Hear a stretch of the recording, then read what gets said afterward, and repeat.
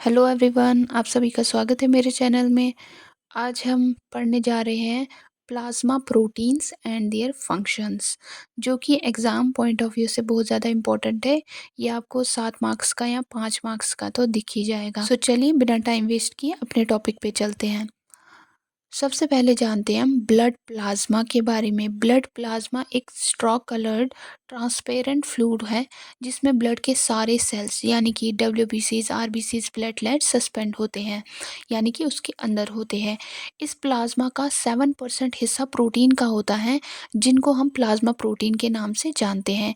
ये प्रोटीन बहुत ही ज़्यादा इम्पॉर्टेंट होते हैं फिजियोलॉजिकल फंक्शनिंग करने के लिए, जैसे ट्रांसपोर्टेशन में मदद करते हैं, डिफेंस में मदद करते हैं, ब्लड क्लॉटिंग में मदद करते हैं, ऑस्मोटिक प्रेशर मेंटेन करने में मदद करते हैं, एसिड बेस बैलेंस मेंटेन करने में मदद करते हैं। फॉर एग्जांपल, अगर प्लाज्मा प्रोटीन्स कम हो जाएंगे, जैसे लीवर डिजीज़ या माल न्यूट्रिशन में, तो पेशेंट के पैरों में और बॉडी में स्वेलिंग हो जाएगी, जिसको हम एडिमा कहते हैं। क्योंकि एल्बुमिन कम होने से वाटर टिश्यूज़ में चला जाता है, तो उसकी वजह से एडिमा हो जाता है।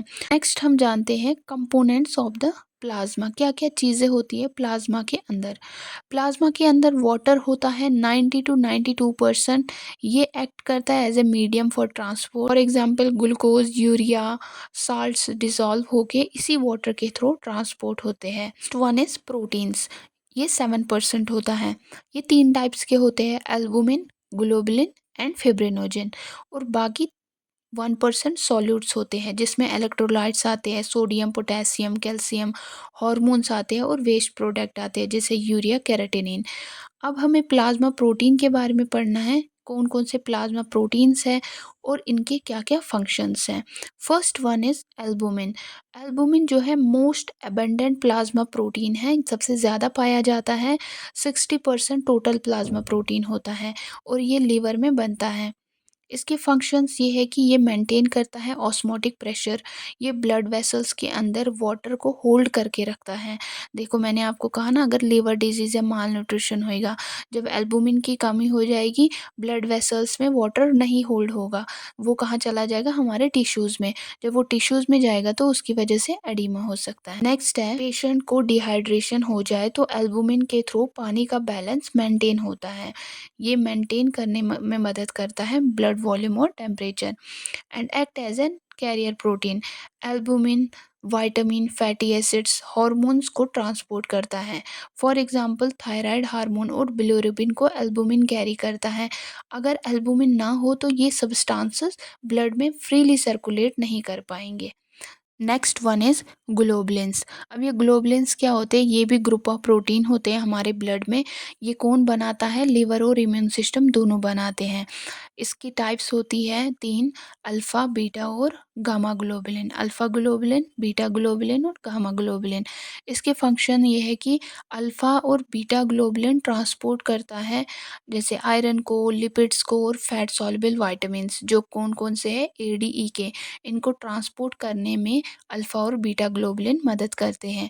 फॉर एग्जांपल, जो विटामिन डी है, वो लिवर से गट तक जो ट्रांसपोर्ट होने में कौन मदद करता है, उसको ग्लोबुलिन मदद करता है। गामा ग्लोबुलिन को एंटीबॉडीज़ होती है ये, जिनको इम्यूनोग्लोबुलिन्स कहते हैं। ये लिम्फॉइड टिश्यू यानी कि प्लाज्मा सेल से बनते हैं। इन्फेक्शन के अगेंस्ट ये डिफेंस में मदद करते हैं, यानी कि ये हमें इन्फेक्शन से बचाते हैं। जब भी हमारी बॉडी में कोई इन्फेक्शन आएगा तो हमारी एंटीबॉडीज़ एक्टिवेट हो जाएंगी। एक्टिवेट हो जाएंगी तो जो भी एंटीजन आया होगा उसको भस्म कर देगी, ख़त्म कर देगी। Next is help in blood clotting. जो ये ग्लोबुलिन्स है, ये हमें ब्लड क्लॉटिंग में भी मदद करते हैं। Next third one is fibrinogen. Fibrinogen क्या होता है, फिब्रिनोजन लिवर में बनता है। ये भी क्या होता है, प्लाज्मा प्रोटीन होता है। ये लिवर में बनता है और ब्लड क्लॉटिंग के लिए ये एक एसेंशियल प्रोटीन है, ठीक है।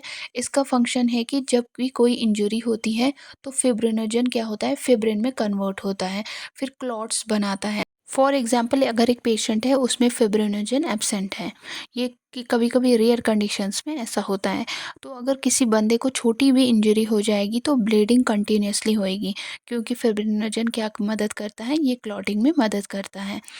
नेक्स्ट हम इन जनरल देखेंगे कि प्लाज्मा प्रोटीन्स के कौन से फंक्शंस होते हैं। अभी हमने देखा कि प्लाज्मा प्रोटीन्स कौन से होते हैं, एल्बुमिन होता है, ग्लोबुलिन होता है और फिब्रिनोजन होता है। अब हम जानते हैं कि फंक्शंस कौन से हैं प्लाज्मा प्रोटीन के। अभी तो हमने एक एक के पर्टिकुलर देखे, अब हम इन जनरल देखेंगे। Functions of plasma protein, first one is coagulation, यानी कि क्लॉटिंग में मदद करते हैं। फिब्रिनोजन और क्लॉटिंग फैक्टर्स मिलते हैं और ब्लड क्लॉट फॉर्मेशन में मदद करते हैं, यानी कि इंजरी होने के बाद अगर फिब्रिनोजन ना हो तो ब्लड क्लॉट नहीं बनेगा, यानी कि कंटिन्यूस ब्लीडिंग होगी। ये किसकी वजह से होता है? फिब्रिनोजन की मदद से। ठीक है। नेक्स्ट है डिफेंस। डिफेंस में काम करते हैं। डिफेंस यानी कि इम्यूनिटी प्रोवाइड करते हैं। जब भी हमारी बॉडी में कोई इन्फेक्शन आता है तो ये उसके साथ फाइट करता है और उस एंटीजन को ख़त्म करने में मदद करता है। जो ये ग्लोबुलिन होता है, गामा ग्लोबुलिन, एंटीबॉडीज़ बना के इन्फेक्शन के साथ फाइट करते हैं और हमें इन्फेक्शन से बचाते हैं। नेक्स्ट है ऑस्मोटिक प्रेशर मेंटेन करके रखते हैं। एल्बुमिन ब्लड वेसल्स में जो वाटर लेवल है उसको रिटेन करके रखता है अपनी वेसल्स में। अगर इसकी डेफिशिएंसी हो गई तो बच्चों को या बड़ों को भी एसाइड्स हो सकता है या एडिमा हो सकता है। फॉर एग्जांपल अगर किसी को क्वैशकर है, यानी कि प्रोटीन डेफिशिएंसी की डिजीज़ हो जाती है इस व्यक्ति को, जिसको प्रोटीन की कमी हो जाती है, उसमें एल्बुमिन कम होने से बच्चों में स्वेलिंग हो सकती है पेट में, यानी कि उनके पेट में एसाइड्स हो सकता है, फ्लूइड एक्युमुलेट होता है। अब फ्लूइड को रिटेन कौन रखता है वेसल्स में? एल्बुमिन। अब उसकी कमी हो जाएगी तो उसकी वजह से एसाइड्स हो सकता है। Next is nutrition and transport में मदद करता है। प्लाज्मा प्रोटीन अमाइनो एसिड्स और न्यूट्रिएंट्स का रिजर्वर है, यानी कि जब जब बॉडी को स्टारवेशन या इलनेस में प्रोटीन की ज़रूरत होती है तो प्लाज्मा प्रोटीन ब्रेक डाउन होके एज ए फ्यूल प्रोवाइड करती है, एज एन एनर्जी प्रोवाइड करती है। Next one is respiration. Plasma protein oxygen और कार्बन डाइऑक्साइड ट्रांसपोर्ट करने में मदद करती है। For example globulins iron transport करते हैं जिससे हीमोग्लोबिन बनता है। इनडायरेक्टली रेस्पिरेशन में ये रोल प्ले करता है।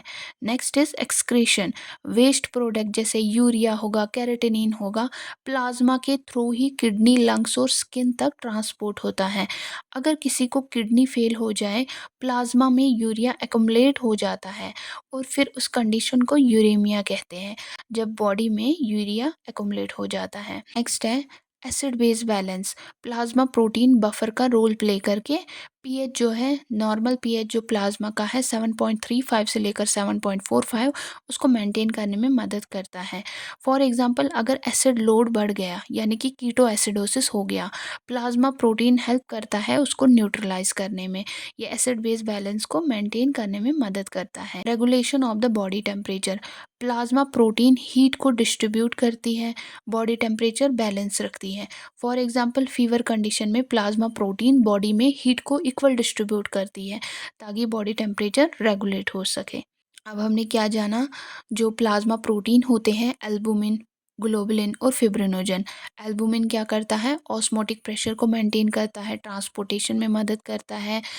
ग्लोबुलिन डिफेंस एंटीबॉडीज़ बनाता है और ट्रांसपोर्टेशन में मदद करता है। और फिब्रिनोजन क्या है?